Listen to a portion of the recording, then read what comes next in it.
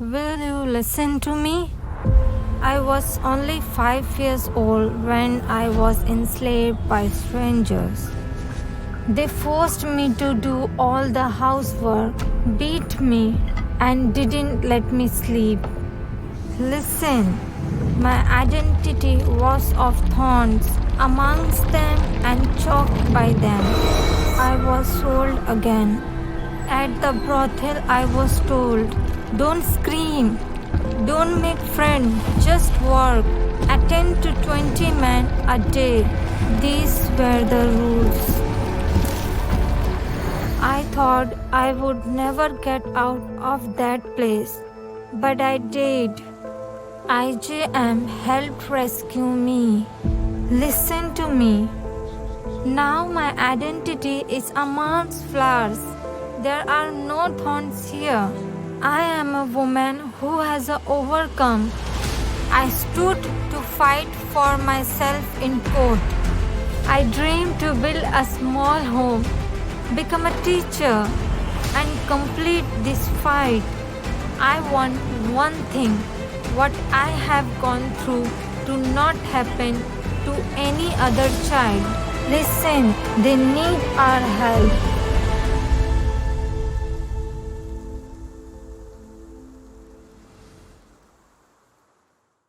Mabuhay mga kabarangay! The Vodcast is back after being away for a couple of weeks. As you probably guessed, I have extended family in the Philippines who were affected by the recent super typhoons Rolly, international name Goni, and Ulysses, international name Vamco. It's been all over the news, so no need to go into the details. Beside me is a slideshow of the damage caused by those typhoons. Thankfully, the Filipino community spirit of Bayanihan has kicked into high gear around the world to help our kababayan.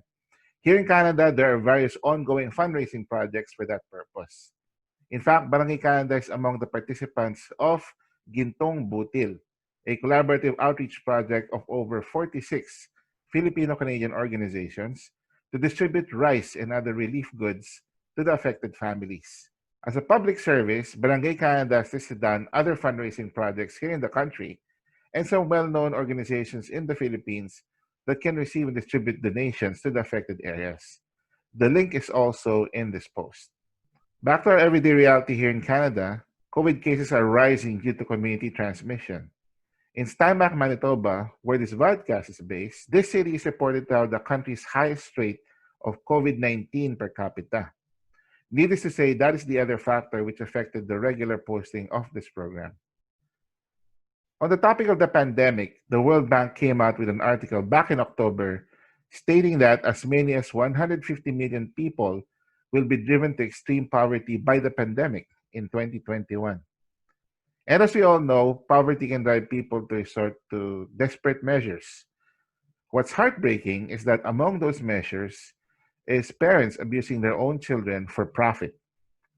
So, in this episode of the Vodcast, we will be looking at the work being done by the International Justice Mission, or IJM, in protecting children from online abuse and violence.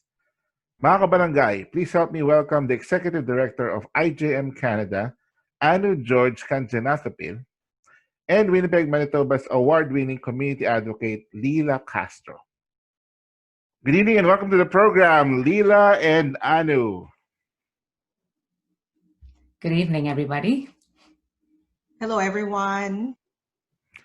So at the top of the program, I mentioned why we're having discussion on this particular serious topic. And it was Leila who approached me about her doing an interview with Anu for International Justice Mission. And I'm curious now, before we go into the discussion, let me just ask Leila first. So Leila, how did this come about? How did you start working with the IGM, and what is the importance for you about? Oh, yes. It all started way back October or November of 2018 when one of my 2-4 volunteers, he is Pastor Vic, he introduced me to David Pollandine. And that's where I got to know more about the International Justice Mission and the shocking problem of online child trafficking. during the start of the conversation, I thought it was the more usual trafficking of within the city or within Canada, but I was shocked that this is online child trafficking of mostly First Nation countries that are victimizing children, and of course, eventually, it's victimizing the families of children in poorer countries like the Philippines, India. One of the things that really struck me and made me sleepless that night was the result of a study made that Philippines is among the countries that has the most number of victims. Victims can be as young as 2-month-old child, 3-month-old child. Many of them are below 11 years old, and the most number of perpetrators among the countries is the country where I am right now, and that is Canada. From there, I told myself that I need to do something. My family left Philippines to have a better life, and we are here in Canada because we believe that this country is gives dignity to my family here. So I cannot just be quiet if I'll find out that there are families who are suffering in the Philippines. There are people, especially children, who are suffering in the Philippines, and their dignity is attacked through online child trafficking. And thank you for sharing that with us. I'm not surprised that you are also active with this particular advocacy because you are well known around in the Winnipeg Filipino community. Well, not just the Filipino community, but the whole Winnipeg community about being an active member and an active advocate. So I'm glad that you were nice enough to share your interview with IJM with Barangay Canada, so that our viewers can also know more about this very important subject. Now, let me just switch over to Anu. So, Anu, you are joining us straight from Toronto. Is that right? Yes, from the GTA. From the GTA. How are things over there right now with regards to the pandemic? Well, this is probably a reminder that a pandemic like this does not discriminate. And across the world, we are all in the same storm, but in a different boat. So I think I appreciate that I'm enjoying the comfort of being in a country that's developed enough to take the measures that's required to prevent the spread. But I'm also very cognizant of the immense responsibility it puts on my shoulder to think and worry for those who may not have the same opportunity and are unsafe in lockdown. So yes, I'm coming to you from the GTA, but my heart is very much with and around the issue that is pulling the world in a different direction in the midst of a global pandemic. Yes. And I'd like to thank you personally because you are doing this work. You're fighting against this injustice against the world's children. And most of these cases are happening in the Philippines and, like you said, in your own country. So thank you for all the work that you're doing. Now, can you maybe give us a brief overview of International Justice Mission, just so our viewers will have a better idea, please? Absolutely.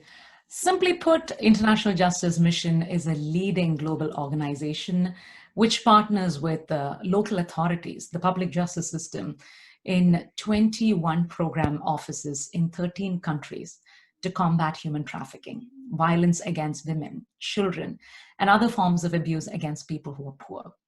IJM works to rescue and restore victims, hold perpetrators accountable, and help strengthen the public justice system. We're the world's largest anti-human trafficking organization, and we take our work very seriously. I mean, we tend to think that human trafficking is happening in a city or maybe B city, but it's not a city-specific or state-specific or a country-specific problem. It's a multi-billion-dollar industry, which requires, and basically, the perpetrators are out at large partnering across the country. So any nonprofit or any government which is working on addressing human trafficking Mhm. cannot do this without partnership.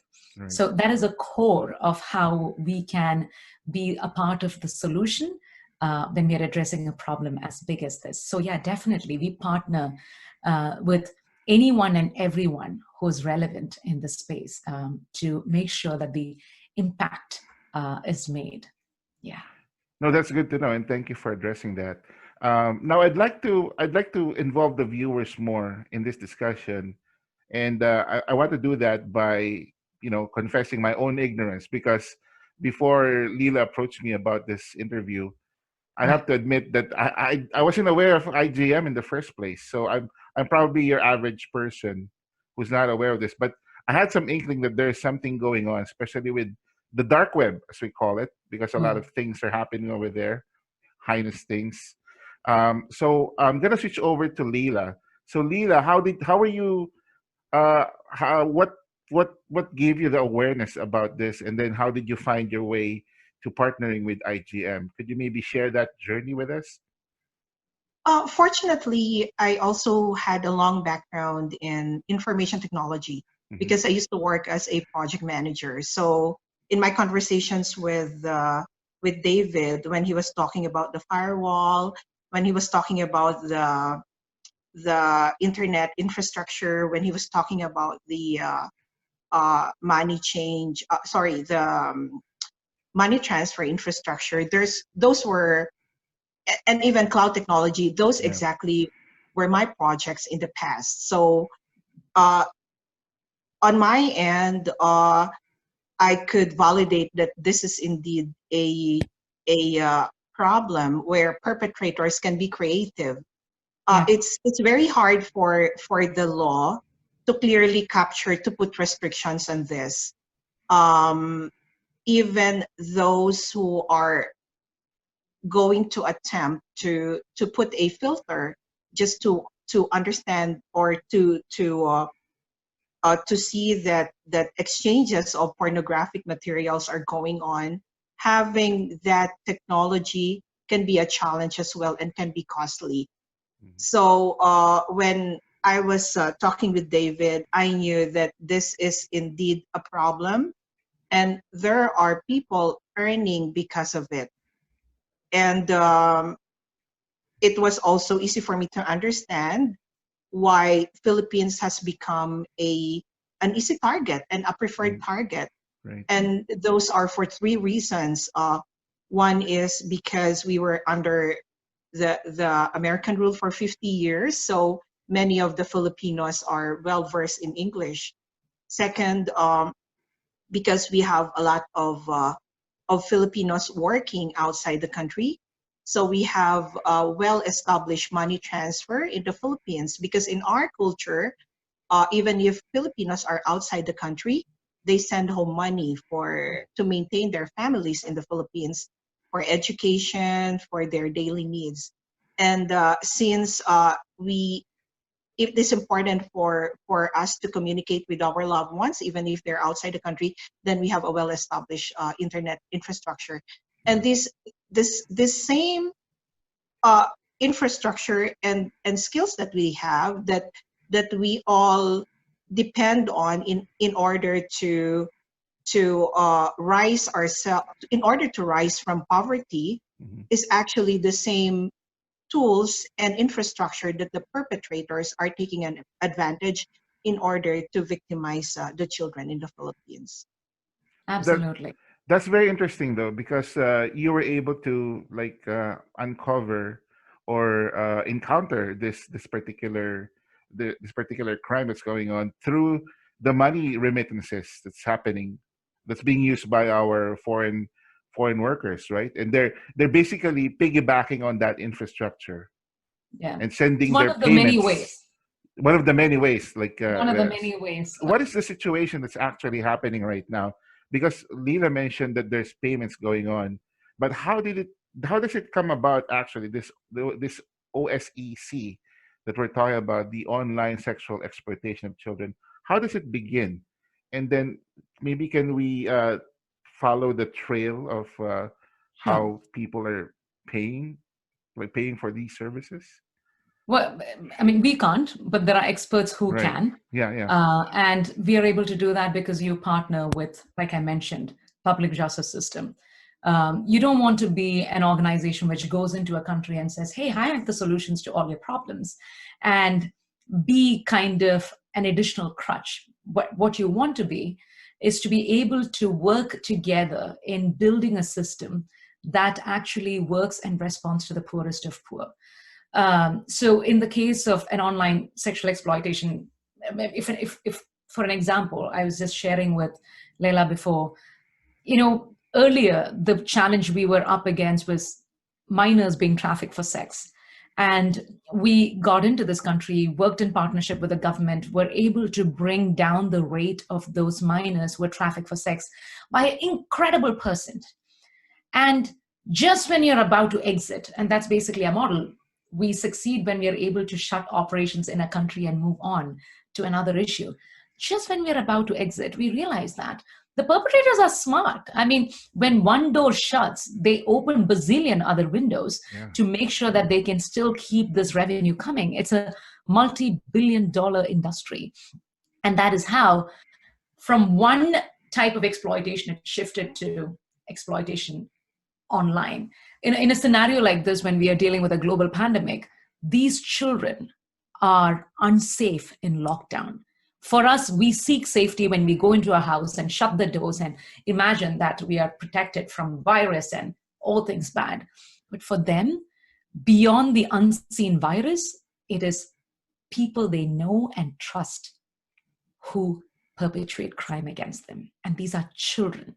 And the government takes the leadership, because IGM is able to see these cases pop up. Why? Because now is the time where the cases have increased like nobody's business. I mean, never have we seen such an incredible rise in online sexual exploitation cases.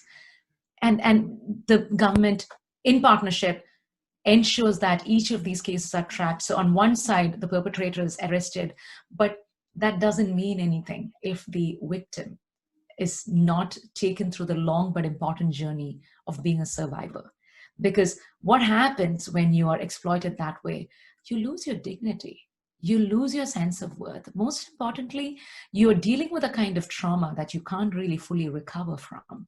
And if not paid a good attention to, a survivor or a victim can turn into a perpetrator. So there is a whole lot of a holistic approach to addressing the problem that IGM deploys. In fact, I would recommend for those who are new to this issue, so to say, on Children's Day, IGM Canada is hosting Cherished, an event highlighting our work in Philippines, combating online sexual exploitation. And this event specifically highlights the aftercare and survivors services aspect of our work and talks about restoration with our expert from IGM in Philippines, so we can hear from the horse's mouth as to how we tackle a problem like this. No, that's good that you're also focusing on aftercare after you rescue the Absolutely. children, right? So that's very encouraging. I just wanted to have a follow-up question about the perpetrators that you mentioned being clever and all that, and this being a multi-billion-dollar industry. Is IGM up against like individual perpetrators, or is there like a global syndicate that's operating behind the scenes? There is no correct answer for this, really. Okay. I mean, an individual is always a part of a network which is connected, and because it's a multi-billion-dollar industry. So one leads to another, and it's probably better for me not to navigate into those details, really. But OSEC, simply put, is a form of modern slavery, and human trafficking was unimaginable before the digital era. But OSEC is the live sexual abuse of children streamed via internet, set up by adults who receive online payment from predators and pedophiles who can be located anywhere in the world, including Canada. Based on IGM's own data from our collaborative work in the Philippines, online sexual exploitation of children traffickers are typically financially motivated adult female, 65% of them, relatives or close associates, that's neighbors of victim, about half of whom are 12 years old or younger. by the time we rescue, and 20% of them are boys. And this is a much higher representation of boys than typically seen in establishment and street-based sex trafficking. So I think this work basically breaks a couple of stereotypes that we have had in understanding sexual crime. Because it's mind-blowing information. Who would have thought? You would have thought that a boy is safe. I mean, girls are not permitted to step out of the house after a certain time, where I come from, and in most of developing countries, because they fear that you're going to be raped. But nobody is spared. That's the state of the world. If you're a woman or a child, you are vulnerable, and you need someone to show up for you. All right. So in this next segment, we'll talk about the most recent summary report that IGM came up with. This is in conjunction with the Interagency Council Against Trafficking and the U.S. government. So Anna will be sharing the executive summary, just so we can get the salient points and also the key findings of this report. I'm just going to quickly. I'm sharing the screen. Thank you for letting me do that. Sure. There is more information that people can definitely find, at the IGM's OSEC study. It's available online. But if you can just look at the number, the ASEAN nation snapshot from the National Center for Missing and Exploited Children Cyber Tips, if you can just look at the numbers, it's just incredible. I mean, this is scary. And this is just led by IGM study. And the report basically talks about how we have just in this year seen a significant increase. You're talking about an 86% increase in image-based abuse, which was reported to its office in the 3 weeks preceding April 9, 2020. Very 86% increase. And this is, again, we are looking at Philippines. Just in April, May, and June 2020, it has increased by 122% compared to the same period last year. And it's the same whether you're looking at Spain, you're looking at Denmark, you're looking at UK. There are at least 300,000 people in developed countries who are posing to be a sexual threat to children, specifically in the UK.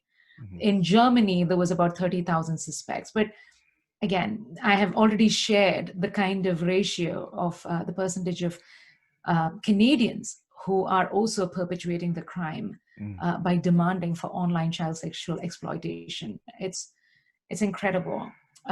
So, I mean, that's just a brief run through of the percentage of the increase of the crime.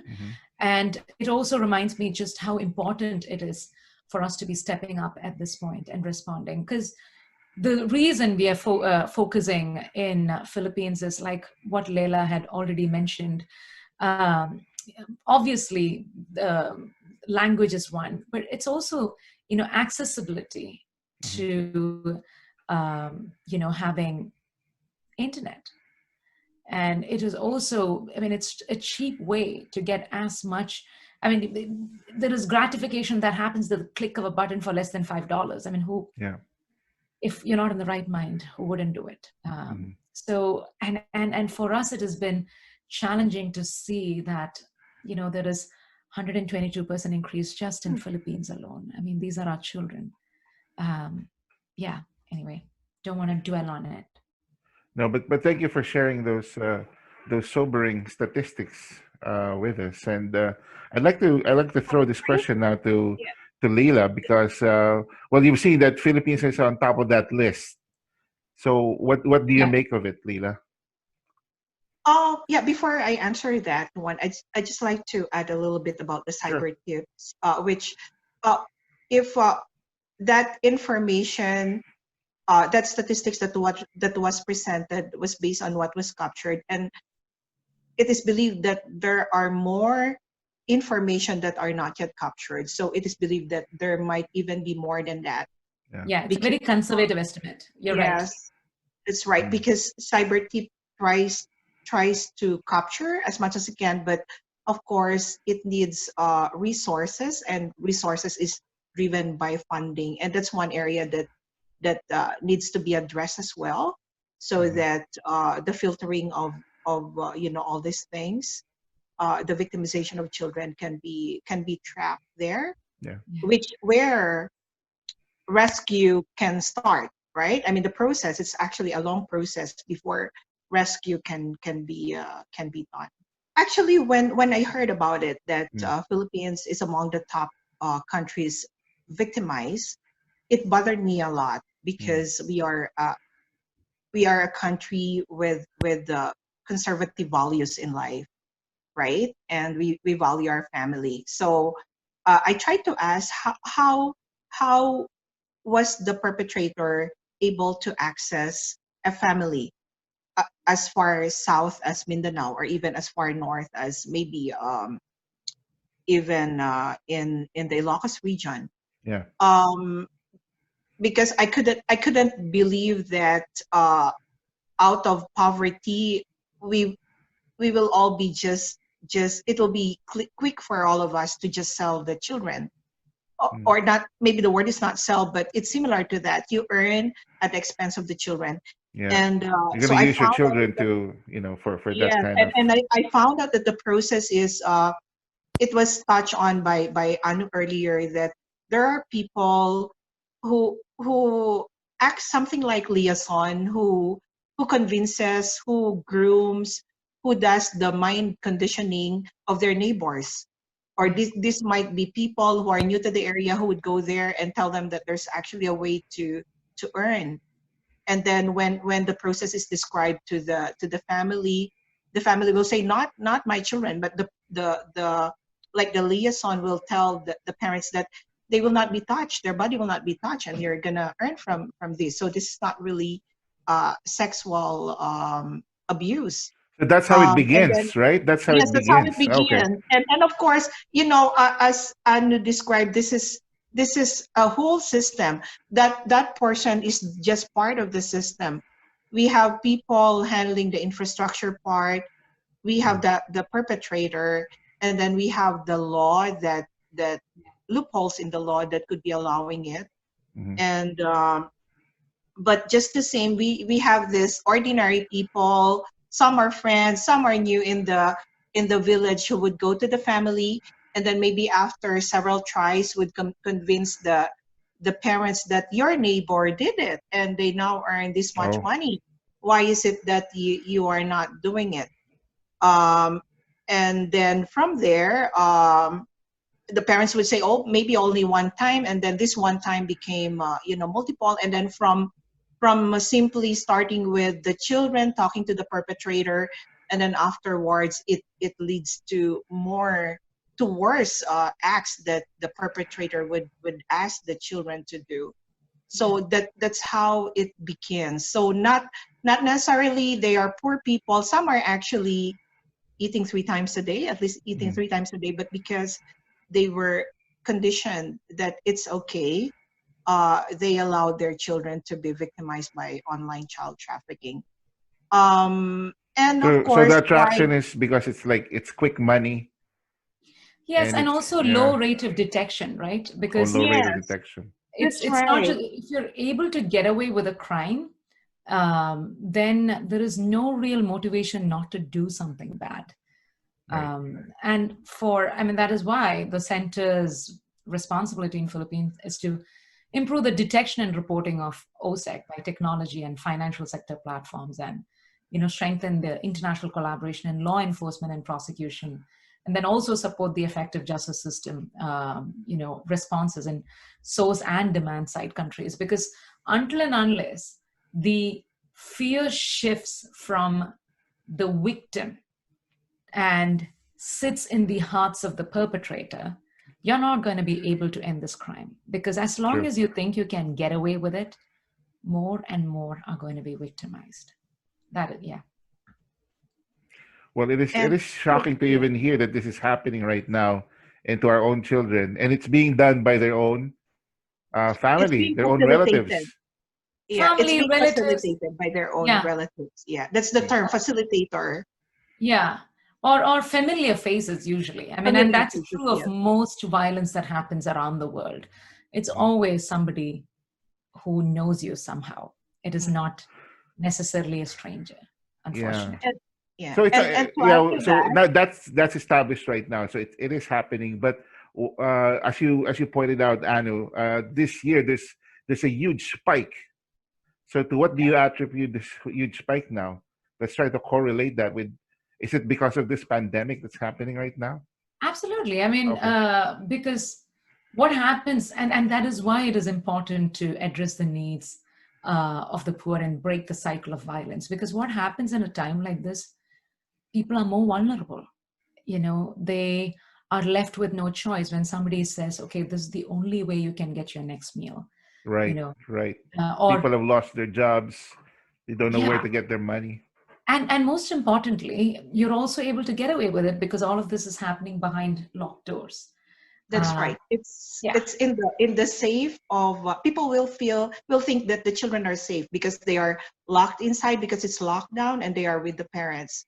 But Yeah. And not actually, always with the parents, because when the parents are yes, working, they will, Right. hand over the children exactly. to somebody Yes. they trust. And what happens in that time period? Most of the families are now working from home. So for parents who are working from home, I mean, if I didn't have my husband, taking care of my children, I wouldn't be able to come and do this. But that's not the luxury that many can afford. So husband and wife are watching, and then they'll be like, okay, go and play at your neighbor's house. But God knows what happens behind those locked doors. Yeah, and poverty is one reason, but most importantly, being able to get away from this crime, you can consistently keep doing this and not really worry about the consequences. And because you end up trusting people you shouldn't be. And the response time seems to be a long time. I mean, for those who are downloading all of these images, they're not thinking that somebody else is going to be able to watch and find out and track them down to their homes, right? Well, now that we understand it more, that the pandemic is actually driving this. There's a correlation between the two, and we established as well that this is happening. Definitely, you've shown us Yeah. the statistics. So, and we're sharing this with our viewers right now, and I hope that our viewers here in Canada will also share this in the Philippines and elsewhere in the world, so that it brings more awareness. What can they do now to be able to help in fighting this injustice that's happening? Well, Leah can probably share a bit more about the event, All right.